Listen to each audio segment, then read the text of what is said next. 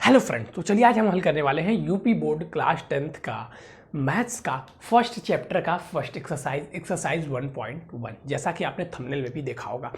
इससे पहले इस एक्सरसाइज में क्या क्या चीज़ें दी हुई हैं, इस एक्सरसाइज के प्रश्न हम लोग कैसे हल करते हैं, यूक्लिड विभाजन विधि क्या होता है, एचसीएफ कैसे ज्ञात करते हैं, वास्तविक संख्या क्या होती है, इसके पहले वीडियो में बताई गई हैं।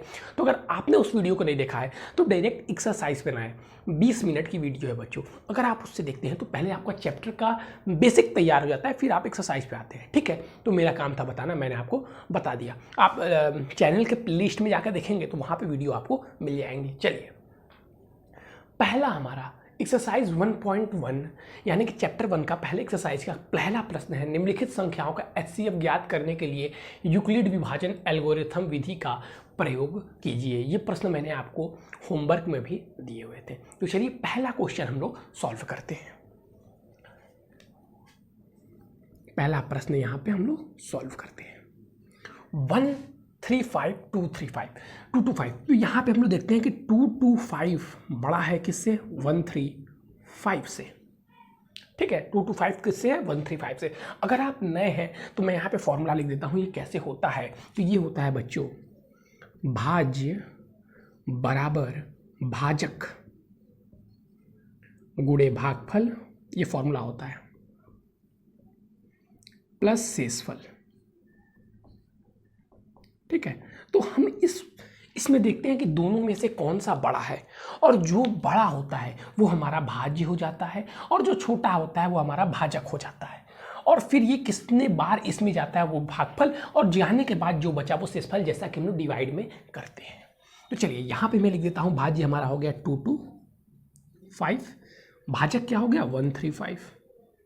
कितनी बार में जाएगा? 2 टाइम्स में तो नहीं जा सकता, 1 टाइम्स में ही जाएगा। अब जब ये 1 टाइम्स में गया तो हमारा शेषफल क्या बचा? 1 टाइम्स में जब आएगा तो शेषफल हमारा 90 बचेगा। क्योंकि यहाँ पे शेषफल शून्य नहीं आया तो फिर उसी चीज को हम दोहराएंगे और इसका भाजक यहाँ पर इसका भाज्य हो जाएगा और शेषफल भाजक हो जाएगा। तो फिर 135 इक्वल टू 90, और 90 कितने बार में जाएगा? फिर बच्चों एक बार में, और फिर कितना आ जाएगा? फिर 45। फिर वही चीज, अब ये भाज्य हो जाएगा तो ये भाज्य हो गया, ये भाजक तो फिर 45। अब 2 टाइम्स में जाएगा भागफल तो शेषफल बचा 0। यहां पे अब हमारा भाजक क्या है? 45। अतः बच्चों 135 और 225 का HCF, 225 का HCF क्या हो गया? 45। ध्यान रहे कुछ बच्चे जो उनके टीचर हैं बताते हैं अलग विधि से, लेकिन क्योंकि बच्चा आपके पूरे बुक में एनसीईआरटी में आपके एक्सरसाइज में कहीं भी वो अन्य डिवाइड वाली विधि का उपयोग नहीं किया गया है। यहाँ पे यही विधि का, यूक्लिड विभाजन विधि का उपयोग किया गया है और इसी विधि से हम करेंगे। अगर आप इससे पहले वाला लेक्चर देख लेते हैं तो आपको सारी चीज़ें अच्छे समझ में आ जाएंगी। अगर नहीं भी देखा है तो देखिए इसी फॉर्मूले का यूज़ हो रहा है। फिर चलिए हम दूसरा वाला करते हैं। तीसरा वाला आप खुद से करेंगे क्योंकि सब एक ही प्रकार से है। चलिए दूसरा वाला फिर हम कर देते हैं, 196 और 28220। चलिए वो भी हम कर देंगे, सारा क्वेश्चन यहाँ पे करवाए जाएंगे, चिंता मत कीजिए बस आप।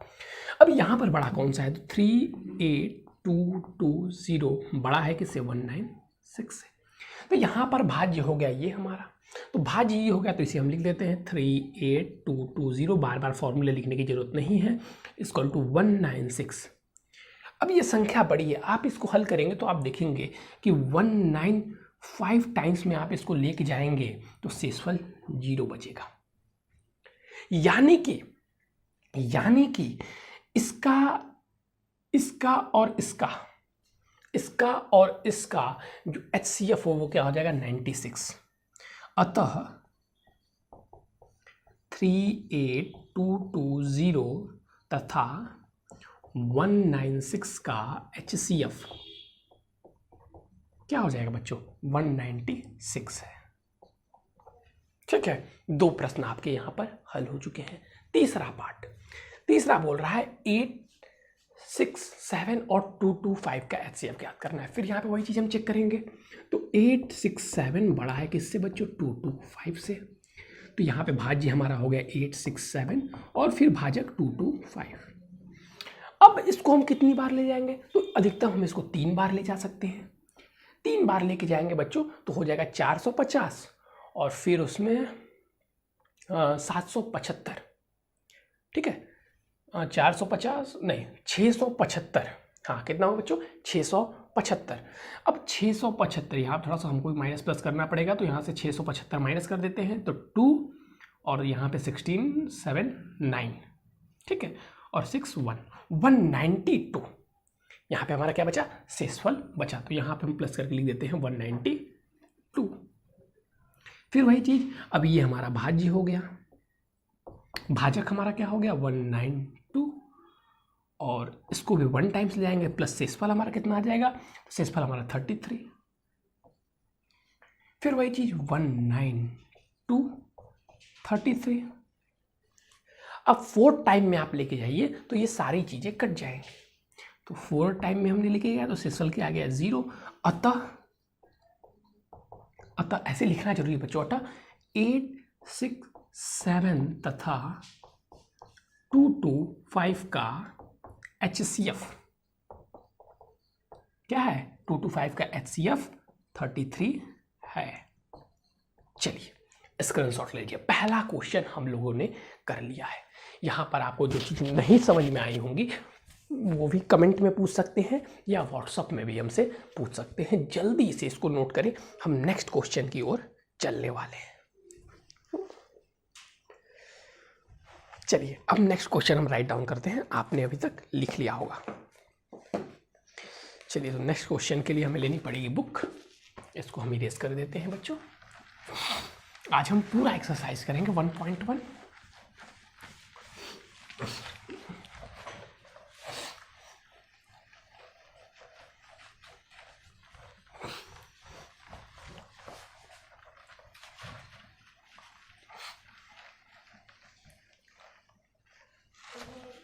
पूरी ऑफलाइन वाली आपको फीलिंग आनी चाहिए।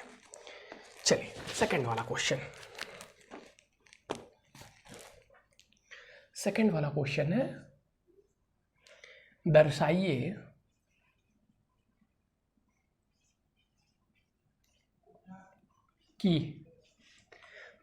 कि कोई भी धनात्मक पूर्णांक, कोई भी धनात्मक पूर्णांक, कोई भी धनात्मक विषम पूर्णांक, सॉरी बच्चों धनात्मक विषम पूर्णांक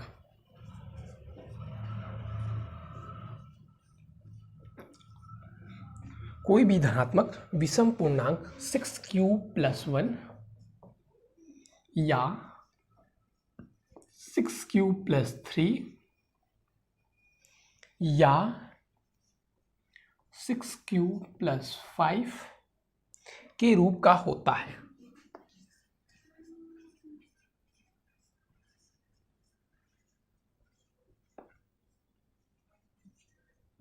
जहां Q कोई पूर्णांक है।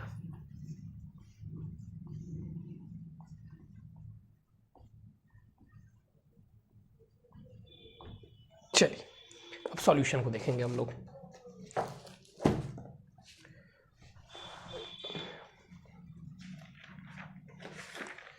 चलिए भाई देखिए, आपसे एक थोड़ी सी निवेदन करना चाहता हूँ कि कहीं भी हमारे वीडियो में कुछ भी कमी दिखती है, कुछ भी परेशानी आपको समझ में आती है तो कमेंट करके ज़रूर बताएं। हम बहुत बड़े टीचर, बहुत बड़े यूट्यूबर नहीं हैं, लेकिन इतने हैं कि आपको आपकी एग्जामिनेशन में 95+ मार्क्स दिलवा सकते हैं। तो कहीं अगर आपको लाइटिंग में प्रॉब्लम, कहीं हमारे लिखने में प्रॉब्लम, कुछ चीज़ें आती हैं तो उसे बताया कीजिए, हम उसे सही करने का प्रयास करेंगे। मैं हमेशा कहता हूँ, आज भी कहता हूँ, हमारी लाइटिंग ख़राब हो सकती है, राइटिंग ख़राब हो सकती है, लेकिन जो कंटेंट देते हैं बच्चा पूरे यूट्यूब पर कहीं नहीं मिलेगा, पूरे यूट्यूब पर कहीं नहीं मिलेगा, मैं गारंटी के साथ कह सकता हूँ। चलिए हम क्वेश्चन देखते हैं। देखिए इस प्रश्न को करके देख के बच्चे बहुत डर जाते हैं। देख के डरने वाली कोई बात नहीं है। हमने एक फॉर्मूला पढ़ा था, यहां पे लिखता हूं मैं, भाज्य बराबर भाज्य बराबर भाजक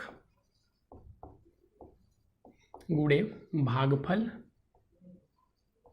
प्लस शेषफल। अब आपके एनसीईआरटी में इसको दिया हुआ है, इसका एक बोलते हैं ना सिंपली रूप, तो उसको दिया हुआ है ए इक्वल टू भाजक को दिया हुआ है बी क्यू और ये प्लस आर जो हमारा शेषफल है। ठीक है, ये चीज़ें इसको इस प्रकार रिप्रेजेंट किया हुआ है। तो हमसे बोल रहा है कोई भी धनात्मक विषम पूर्णांक लीजिए। ठीक है, कोई भी धनात्मक विषम पूर्णांक आप क्यू ले लीजिए। जहाँ कहाँ गया क्यू कोई पूर्णांक है। ठीक है, क्यू कोई धनात्मक विषम पूर्णांक है। तो विषम पूर्णांक, धनात्मक विषम पूर्णांक हमेशा 6q + 1, 6q + 3, 6q + 5 के रूप का होता है। विषम पूर्णांक हमेशा कैसा होता है? इस रूप का होता है। ये आपको दर्शाना है।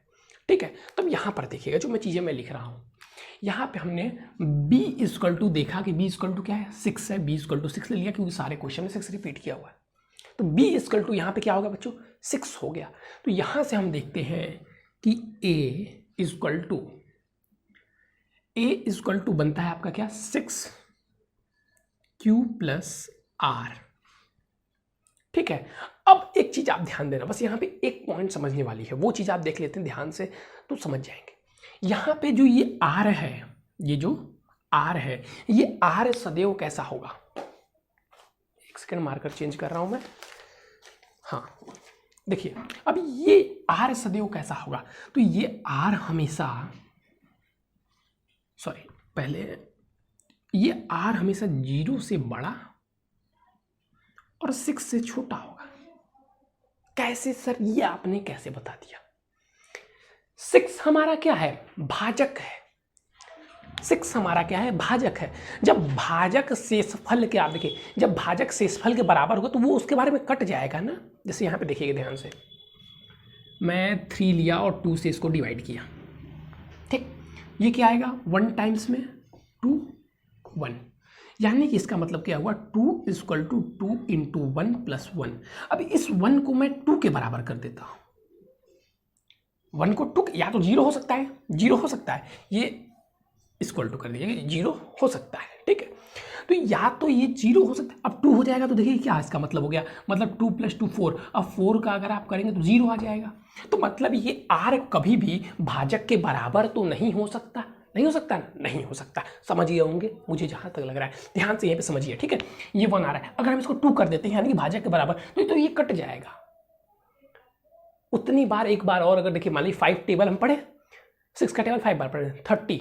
अब मान लीजिए यहाँ पे हमारा 35 आ रहा है, एक इंक्रीज कर दिए बस, मतलब 6 को लास्ट में 5 + 1 से 6 कर दिए, 35 की 36 कर दिए, फिर कट जाएगा, एक बार टेबल और बढ़ जाएगा, मतलब वो कट जाएगा। तो इसका अर्थ ये है कि r 0 के बराबर या 6 से कम होगा।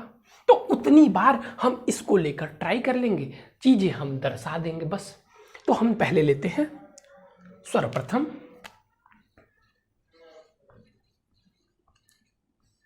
r बराबर 0, बस आपको ऐसी चीजें लेती जानी है।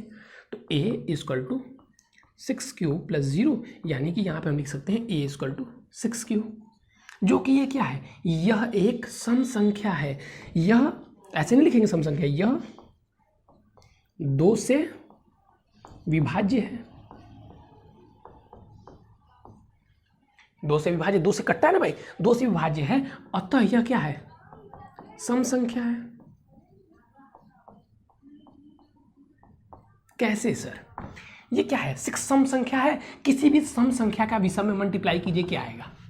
3 विषम संख्या था, मैंने सम मल्टीप्लाई किया या सम आया। तो इसी प्रकार ये 6 क्या है? ये 6 सम संख्या हो जाएगा। 6q क्या हो जाएगा? 6q सम संख्या हो जाएगा। अच्छा सर, ठीक है। अब 0 हमने ले लिया, 0 1 हो सकता था, तो यहां से r क्या है? यहां पे हम ये भी लिख देते हैं, संभावित r का मान, ऐसे लिख देंगे।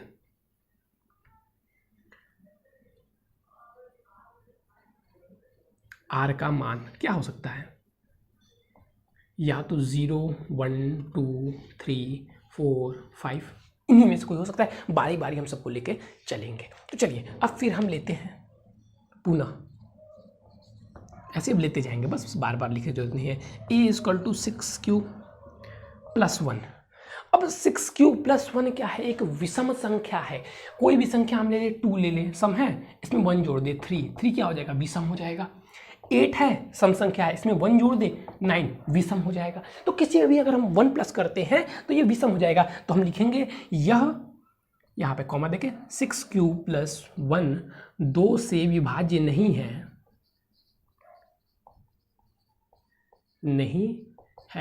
अतः यह क्या है, यह क्या है, विषम संख्या है।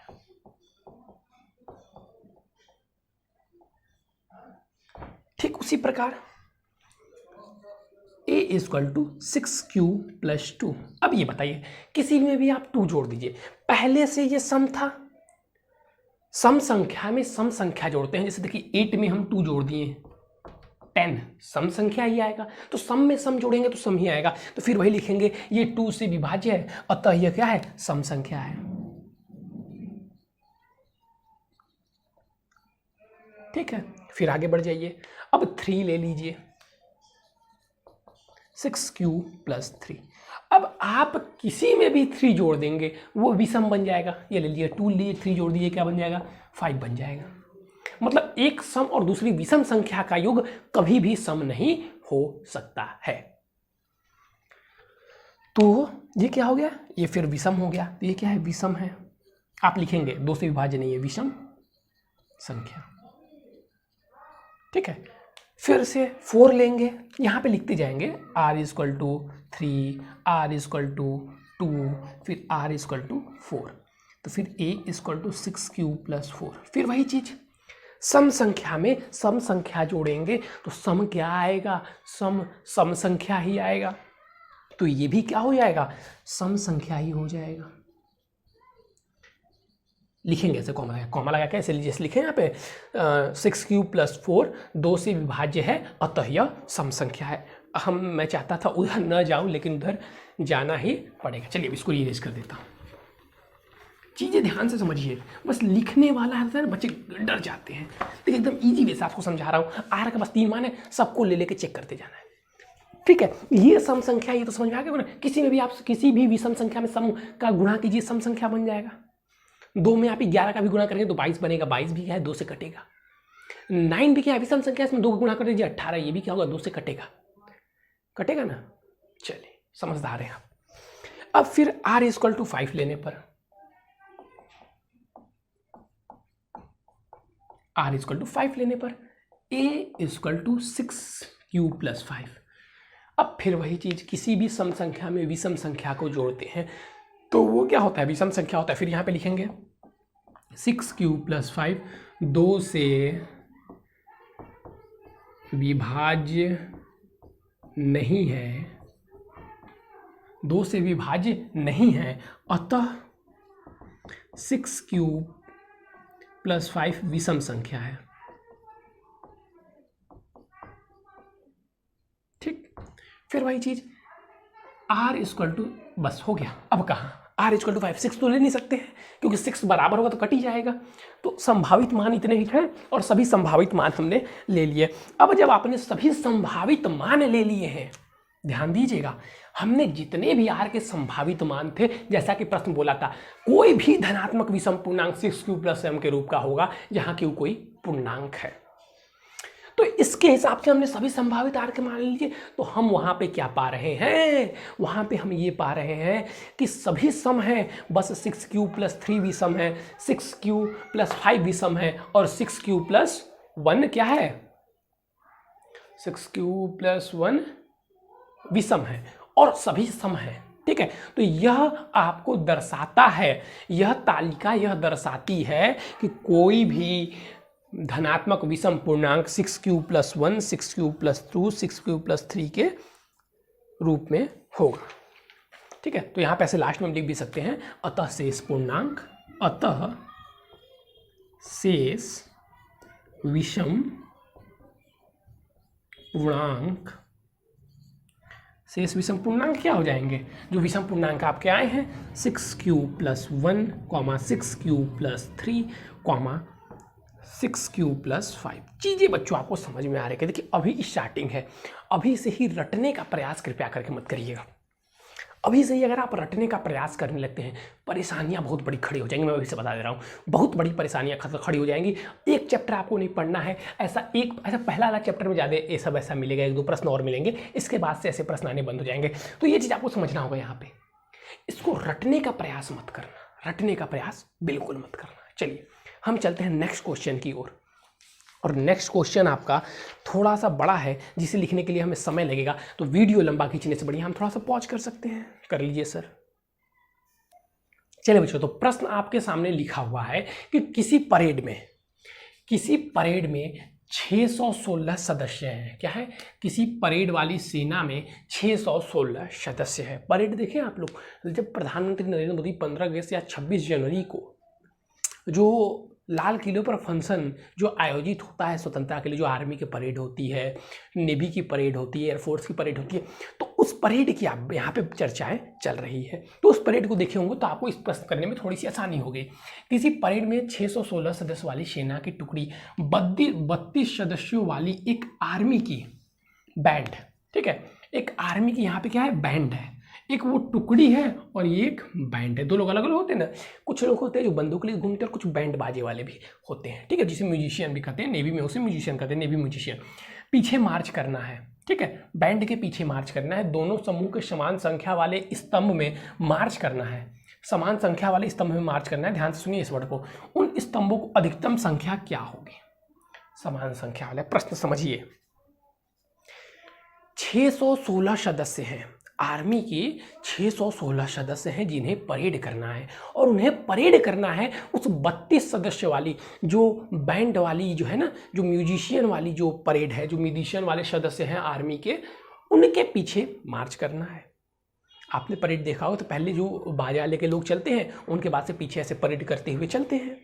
तो कह रहा है कि इनको किस प्रकार से आयोजित किया जाए, ठीक है, अधिकतम संख्या, ठीक है, इनको किस प्रकार से स्तंभ में आयोजित किया जाए कि सभी बड़ा समान स्तंभ के हों। जैसे पहले 4 हैं तो उनके पीछे भी 4 हो, उनके पीछे भी 4 हो, तो आर्मी वाले पहले बैंड वाले 4-4 के एकत्र हो जाए, उसमें आर्मी वाले मिक्स नहीं होने चाहिए। फिर उसके बाद से आर्मी वाले अपने 4-4 के हो जाए या 5-5 के हो जाए, जितने के भी होंगे, तो उसी की अधिकतम संख्या पूछी है कि अधिकतम संख्या कितनी होगी जिसमें वो एडजस्ट हो जाए।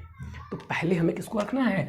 पहले बैंड वाले को रखना है और उसके बाद से इनको रखना है, और उसकी लाइन और लेंथ बराबर होनी चाहिए। अब इस प्रश्न सुनने के बाद से आपका माथा गया होगा चकरा। अगर पेपर में भी ये प्रश्न आ जाए, बच्चे 3 लाइन देखेंगे, 3 लाइन, अरे यार 4 नंबर का प्रश्न है, अभी क्या इसमें करें? हलवा है, हलवा है, हलवा है। अभी तक जितने प्रश्न करके आए सबसे हलवा है। क्या करना है इसमें? उत्तर नहीं, हल बोलते हैं इसमें, ठीक है, हलवा प्रश्न है। इनके सदस्यों की अधिकतम संख्या इनका लॉस होगा, यानी कि HCF।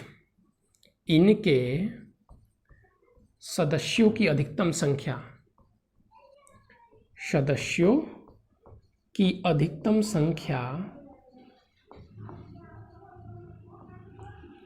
संख्या, ठीक है, इनके स्तंभ में ना, यहाँ पे स्तंभ लिख देना, स्तंभ में सदस्यों की अधिकतम संख्या इनका लस होगा, इनका लस यानी कि HCF होगा। हमारी बुक में HCF यूज किया तो हम HCF ही यूज करेंगे। तब इनके बीच के HCF निकालना है तो हम क्या देखेंगे कि 616 बड़ा है किससे? 32 से। अब यूक्लिड सर हमारे पास है, सभी जगह यूक्लिड सर ही लगाएंगे क्योंकि बुक में हमारे पास यूक्लिड ही दिया हुआ है। तो 32 अब कितनी बार में ले जाए? सोचिए, 20 बार में ले जाते हैं तो 640 हो जाता है। 20 बार में 640 हो जाता है, तो 19 बार में लेके जाइए। 20 बार में कितना हो जा रहा है? 640, तो 19 बार में हम लेके जाएंगे तो यहाँ पर 8 बचेगा। अब फिर वही चीज 32 = 8 गुणे में 4 + 0, तो शेषफल 0 हो गया। अतः इनका कितना हुआ? इनका 616 तथा 32 का HCF क्या हुआ? 8 होगा। अब हमसे यहाँ पे तो ये पूछा नहीं था, तो अब यहाँ पे इसको हम सजा के लिखेंगे। कैसे लिखेंगे कि स्तंभों की अधिकतम संख्या स्तंभों की अधिकतम संख्या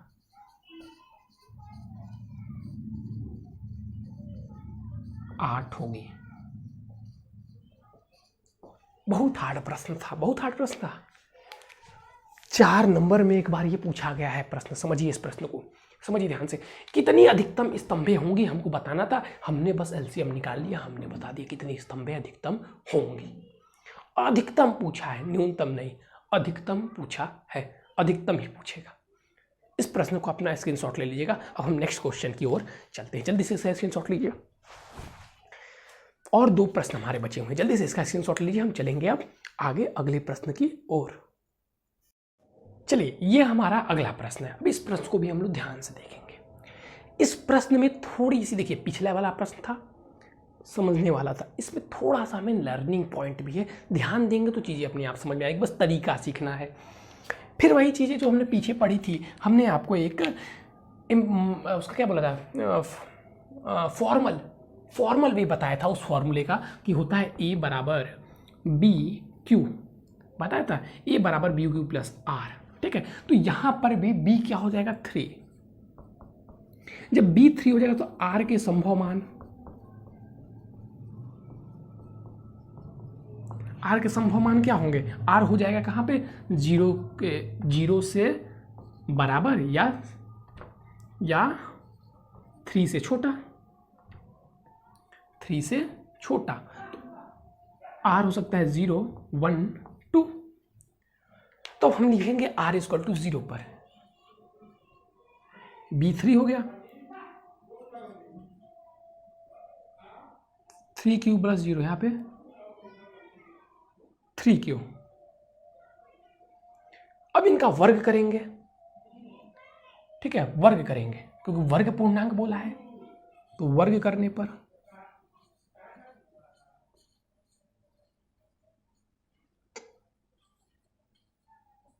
A का स्क्वायर प्लस 3 क्या करेंगे, 9 हो जाएगा, 9Q स्क्वायर, 9Q स्क्वायर। अब इस 9 को हम लोग क्या लिख सकते हैं, 3 इंटू Q, 3Q स्क्वायर। अब इसको हम लिख देंगे 3M, जहां लिखेंगे, जहां M इक्वल टू क्या हो जाएगा 3Q स्क्वायर। तो इसे हम 3Q स्क्वायर के रूप में लिख सकते हैं। ये समझ आ रही है, इसे हम किसे लिख सकते हैं, 3Q स्क्वायर के रूप में लिख सकते हैं, 3M के रूप में लिख सकते हैं, यही हमें दिखाना था। फिर दूसरा हम लेंगे R इक्वल टू, यहाँ पे हमने क्या लिखा था 0, यहाँ पे ले लेंगे R इक्वल टू 1, यहाँ पे R इक्वल टू 1। ठीक है, लिखने का पूरा फॉर्मेट भी आपको बता रहा हूँ। तो A इक्वल टू क्या हो जाएगा, फिर से 3Q प्लस 1। अब होल स्क्वायर होगा, वर्ग करने पर तो होल स्क्वायर हो जाएगा, लिखेंगे फिर से वर्ग करने पर। ठीक है, यहाँ पे हटा दे रहे हो तो आप लोग भी डायरेक्ट ऐसे ही कर देंगे, कुछ होते हैं ना बच्चे, वर्ग करने पर वर्ग करेंगे तो क्या हो जाएगा A स्क्वायर। अब इसका होल स्क्वायर करेंगे तो फिर से ये क्या हो जाएगा 9Q स्क्वायर प्लस 1 का स्क्वायर प्लस 6। क्या लिख रहा हूं मैं, ध्यान दीजिएगा, 6Q वर्ग करने पर आया। ठीक है, यहां पे मैं लिख दे रहा हूं वर्ग करने पर क्या आ गया, 9Q square plus 1 plus 6Q। ठीक है, इस चीजों को आप ध्यान से देखेंगे। अब फिर इसमें आप कॉमन ले लीजिए, यहां से मैं 3 कॉमन ले रहा हूं, 3Q स्क्वायर, मैंने क्या कॉमन लिया, 3 कॉमन मैं यहां पे ले रहा हूं, इसमें और इसमें, तो क्या बचेगा 3Q square plus 2Q plus 1।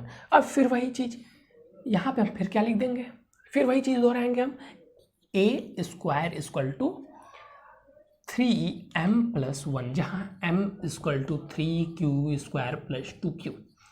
Sir हमको यहाँ पे समझाइए चीज़ें, देखिए आपको चीज़ें यहाँ पर रिप्रेजेंट करने के लिए बोला है। ठीक है, तो इसमें अब मैं क्या आपको समझाऊं, ये आप सोचो खुद। ठीक है, यहाँ पे चीज़ें हमें रिप्रेजेंट करने के लिए बोला है, वो चीज़ें हम यहाँ पे रिप्रेजेंट कर रहे हैं और इसी प्रकार से रिप्रेजेंट करेंगे। ठीक है, यहाँ पे थोड़ी सी चीज़ें आप ध्यान रखेंगे, बस ऐसे करना है, वर्ग करके बोला है, फिर इसकी जगह वही मान रख देंगे। फिर यहाँ पे देखिए A equal to 3Q plus 2, last मान यही है, यही रख सकते हैं। फिर वर्ग करने पर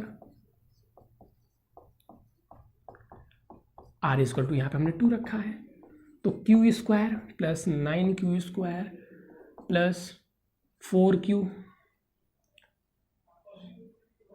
सॉरी 4q नहीं, यहाँ पे 2 है ना, तो 4 और 3 और 12q और प्लस 4। फिर वही चीज़, क्या चीज़ सर, इसमें से देखिए आपको क्या करना पड़ेगा, इसमें से आपको क्या करना पड़ेगा, यहाँ पर 2-3 चीज़ें हैं, आपको यहाँ पे 2 लाना है, कहाँ गया, 3m + 1 के रूप वाला होता है। अच्छा 3 1 + m के, जितना भी वर्ग होगा किसके रूप का होगा, 3 1 + m के रूप का होगा, यानी कि r + 2 जब हम रखेंगे, क्या मैंने बोल रहा, r + 2 जब हम रखेंगे तो चीज़ें यहाँ पे सेटिस्फाई नहीं होंगी, चीज़ें यहाँ पे सेटिस्फाई नहीं होंगी, यहाँ पे वही 3m के रूप का ही बन जाएगा, यहाँ पे किसके रूप का बन जाएगा, 3m के ही रूप का बनेगा। मतलब किसी भी चीज़ का हम वर्ग करेंगे तो इन्हीं 2 प्रकार का बनेगा, ठीक है। तो अब देखिए यहाँ पे बस आपको ध्यान देना है, 2 चीज़ें तो यहाँ पे आपको आसानी से आ जा रही थी, लेकिन यहाँ पे देखिए अब कैसे करेंगे। अब देखिए यहाँ पे इस 4 को हम तोड़ना पड़ेगा, q square plus 9q square plus 12q plus 3 plus 1, इसको हम लिख सकते हैं +2 + 3 + 1। अब इनमें से हम कॉमन लेंगे, इनमें से ध्यान दीजिएगा, हमने ले लिया q square equal to 3 common ले लिया, तो 2q square 3q square plus 4q plus 1 plus 1। अब वही चीज़ q square equal to 3m + 1, क्या ये भी 3m + 1 के रूप का आया कि नहीं आया, लेकिन यहाँ पे m इक्वल टू क्या हो जाएगा, 4q + 1। अब यहाँ पे लिखेंगे, अतः पूर्णांक वर्ग पूर्णांक m के लिए किसी भी धनात्मक पूर्णांक का वर्ग पूर्णांक 3m या 3m + 1 के रूप में होगा, जहाँ पे m क्या है, पूर्णांक है। ये चीज़ें आपको समझ में आई कि नहीं आई, ये चीज़ें आपको समझ में आई कि नहीं आई, देखिए बहुत आसान तरीके से आपको समझा रहा हूँ, एक एक चीज़ें बस आपको यहाँ पे कॉमन लेना सीखना है, ठीक है। फिर इसी प्रकार से आपका लास्ट क्वेश्चन 5th वाला भी है, बस यहाँ पे क्या दे दिया है, यहाँ पे क्यूब दे दिया है, तो वो आप अपने से ट्राई करेंगे, नहीं होता है तो व्हाट्सएप पे बोल दीजिएगा कल, या आज का आपका होमवर्क है वो कल करवा दिया जाएगा, ठीक है। आज के लिए बस बच्चों इतना ही। अगर आप नए हैं चैनल पे तो डिस्क्रिप्शन में व्हाट्सअप नंबर दिया होगा, ठीक है, मैं यहाँ पे लिख भी देता हूँ 9532060199, ठीक है। चैनल को बेटा प्लीज़ सब्सक्राइब कीजिएगा, चैनल को आप सब्सक्राइब करते हैं सपोर्ट मिलता है, ज़्यादा से ज़्यादा अपने दोस्तों के पास फेसबुक ग्रुप में शेयर कीजिए, जितने बच्चे जुड़ेंगे उतना ही आपको ऑफलाइन जैसी फीलिंग आएगी और हम आपको उतनी ही सुविधाएं देंगे। चैनल को सब्सक्राइब प्लीज़ कीजिएगा। थैंक यू बच्चों, हैव अ नाइस डे।